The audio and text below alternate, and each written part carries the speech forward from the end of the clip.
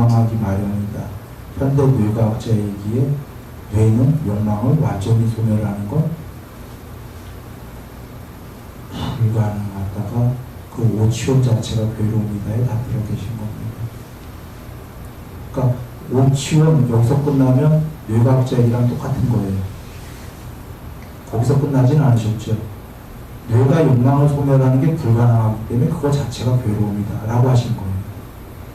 근데 그래서 괴로움이니까 어쩌라고, 그냥 영원히 괴롭자고가 아니라 그 다음에 12연기의 소멸, 그래서 괴로움의 소멸, 해탈, 그 방법론 8정도 이렇게 나온 겁니다.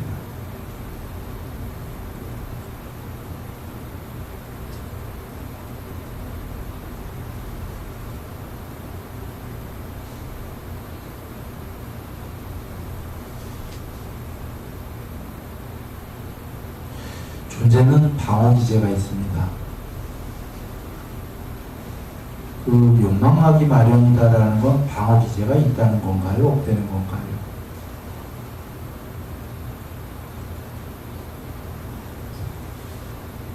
그 방어 기제를 해체에다가 개정의 계율의 완성으로 가는 길입니다. 방어 기제를 해체에다에 그 계목 중에 제일 어려운 게 거짓말하지 말아요. 거짓말은 좀 전에 계시다시피 그 이익을 구하고자 한다고 그러셨죠. 그리고 손해보기 싫을 때도 거짓말을 합니다. 그러니까 남에게 이익을 취하기 위해서도 하고 뭔가 뺏으려고, 아니면 남이 나를 나무랄 때 혼나기 싫으니까 손해 안 보려고도 하지요. 둘 다는 이익입니다. 그러니까 이익 보려고 하던 손해 안 보려고 하던 다 이익 보려고 하는 건데, 그게 존재의 방어 기제죠. 계율을 100% 완성해도 아까 부처님께서 욕망과 성냄이 있다고 했나요? 없다고 했나요? 있다고 했습니다. 욕망과 성냄이 아직 남아있더라도 오온이기 때문에 남아있을 수밖에 없는 거예요. 오온은 불가능하기 때문에. 그런데 일단 욕망을 남아있더라도 없애기 위해서 계목 완성이 수다원이다 하는 건 사실 그 중에 제일 어려운 게 거짓말인데, 거짓말을 안 한다는 건 존재의 방어 기제를 해체시켜버린 거예요.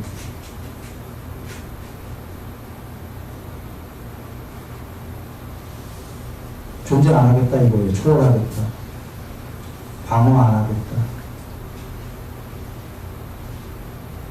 책 제목 없이 방어할 두려움 자유는 책이 있죠. 그때는 방어할 게 없었어요. 실제로 그 책 쓸 때는. 근데 그 다음에 세월이 지나니까 또 방어할 게 생기고요. 그때는 한동안 방어할 게 없었어요. 몇 년 지나니까 또 방어가 생기고. 그때만 해도 나는 존재를 초월한 줄 알았어요. 어느 정도. 몇 년 지나니까 또 방어할 게 생기고, 방어할 게 생긴다는 건 또 개체가 생겨난다는 거죠.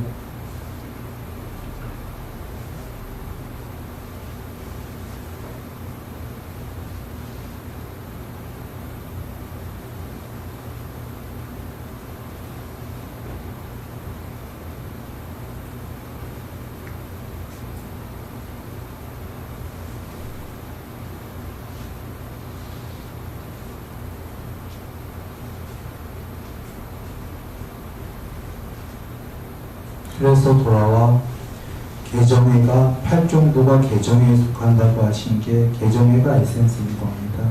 거기에 모든 말씀이 다 계신 거죠. 개정회를 근데 좀 더 대다수의 중생에게 통용이 될 수 있게끔, 대다수의 존재들에게, 존재의 구조가 이렇잖아요. 그냥 비유한다면 이렇게 이런 구조인데, 불편한 사실이지만 여기 밑에 제일 많은 게 좀 어리석은, 제일 어리석은 범부고, 여기는 좀 중간은 좀 더 덜 어리석고, 여기는 현명한 존재들이고 뭐 이렇지 않습니까? 모든 존재에게 통용이 될 수 있게끔 개정회를 자세하게 펼쳐서 보여주신 게 팔중도인 거죠.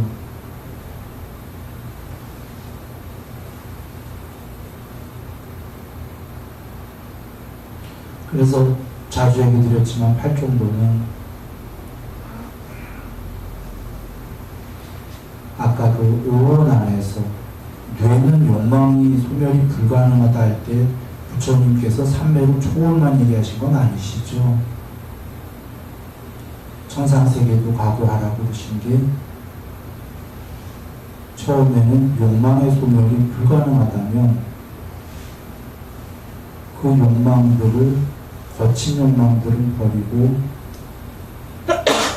남아있는 욕망들을 잘하면서 잘 살게끔 할 정도가 그렇게 시작하는 거죠. 그 모든 종교에 있는 바른 말, 바른 행위, 바른 직업, 그 점에 이제 바른 사유, 바른 마음이 있는데 이게 불교에만 있나요? 모든 종교에 있나요? 모든 종교에 있는 이유는 지금 드린 그 얘기는 욕망을 해라인가요? 하지 마라인가요? 욕망을 한다는 전제하에 그 얘기가 성립되는 겁니다. 욕망의 소멸이 불가능하다면 욕망을 하는 동안은 바른 사유와 바른 말과 바른 행위와 바른 직업을 갖고 욕망하라는 거죠. 그래서 모든 종교에 다 있는 겁니다. 부처님께서는 이걸 인정을 하신 겁니다. 그런데 여기서 끝나는 게 아니라 아까 뇌과학을 넘어서는 얘기를 하시는 게 의원의 초월이 있다. 그래서 바른 정진, 바른 사띠, 그리고 바른 삼매가 나오는 거고, 연이어서 하시는 말씀은 삼매를 하기 위해서 앞에 7개는 필수 조건이다 라고 하시는 거죠. 지금 8개 중에는 삼매가 목적이었다 이렇게 얘기하시는 거고, 10 정도로 가게 되면 바른 지혜, 바른 해탈 이렇게 나오는 겁니다. 10개.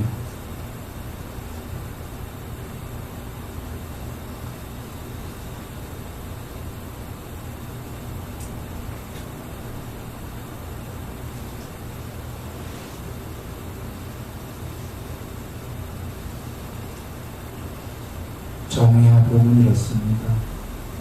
부처님 말씀은 오늘 예불문에 처음도 좋고 중간도 좋고 끝도 좋으십니다 이랬는데, 정말로 처음도 좋고는 여기서 잘 사는 거고요. 행복하게 괴로움이 없어질 수는 없죠. 해탈 못하나 괴로움은 작아지고 행복은 커지고 여기서. 그 다음에 중간도 좋고는 뭔가요? 예.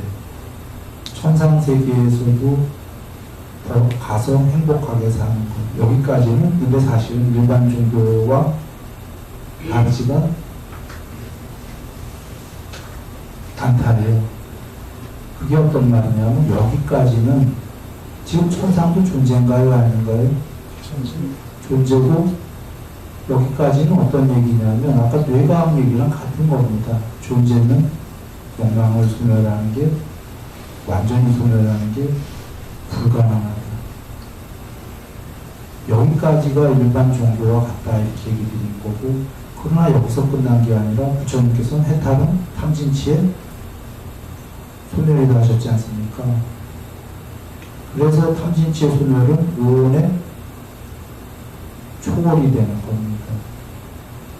그 하나 끝도 좋고를 일반 종교와 다른 것을 설하신 거고, 그것은 12영계의 소멸이라는 건 세상의 초월, 의원의 초월, 의원의 소멸, 탐진치의 소멸, 이걸 끝으로 설하신 건데 반면이 아니다. 궁극의 끝 무엇이 있다는데 이것이 부처님 돌아가시고 500년 있다가 이 법이 잘 그대로 유지가 안 되고 흩어지는 이유는 세상이 사라진 게 이해가 안 되고 존재 입장에서 존재가 초월한다는 거 별로 와닿지가 않고, 그리고 뇌는 욕망을 완전히 소멸하는 게 불가능하기 때문에 오온 입장에서 탐을 완전히 소멸해다가 와닿지가 않기 때문인 거죠.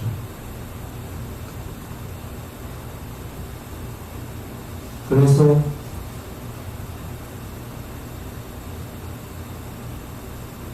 법의 해석들이 500년 지나가니까 북쪽은 북쪽대로, 남쪽은 남쪽대로 법의 해석들이 서로 조금씩 다르다. 일부분은 법들이 다 해석이 맞을 겁니다. 어느 선에서 내려오면 해석이 다 맞을 거예요. 왜냐하면 어느 선에서 내려오게 되면 일반 종교와도 같기 때문에, 보편적인 종교이기 때문에 거기서 해석이 틀릴 일은 없겠죠. 그런데 끝도조프에 가면 이제 해석이 불교에서도 틀린 겁니다. 서로가.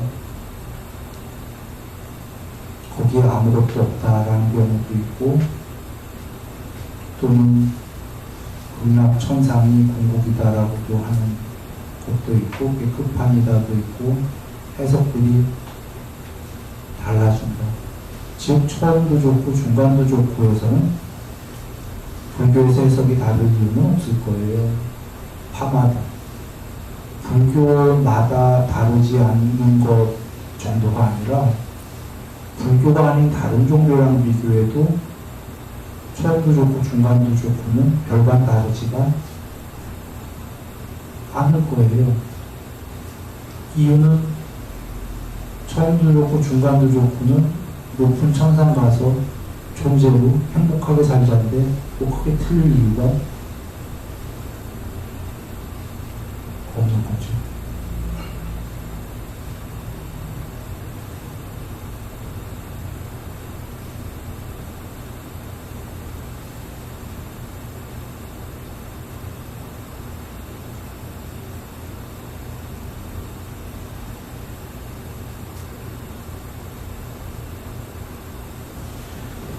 순일선언은 사실 우리는 그 원종이죠. 원종은 순일해석입니다. 그러니까 불교는 각각의 파마다 본인들이 이해한 거로 경전은 부처님 말씀은 하나밖에 없지요. 근데 여러 파가 있는 것은 그것을 이제 해석을 한 거예요. 용인데 부처님 당대에는 해석이 다 같은 뜻이었을 겁니다. 근데 부처님께서 당신께서 열반하신 후 500년 지나면 불교가 말법이다 하신 것처럼, 그럼 논리적으로 500년 이후에는 해석들이 같지는 않을 거예요.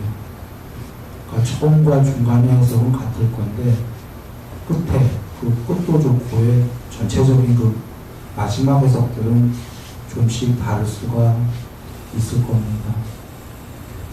그리고 우리 원종은 그 북방불교 내가 본 적도 그걸 본 것도 본 해석도 아니고 남방 거 본 것도 아니고 나는 이렇게 보았다의 해석이에요.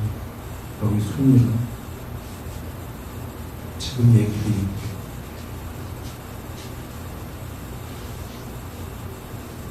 여러분들이 만나 한번 잘 검토해 보셔야 됩니다. 나는 옳다. 그리고 다들 옳다고 주장하기 때문에 어떤 해석이 옳은지를 잘 지혜의 눈으로 보셔야 될 것 같아요.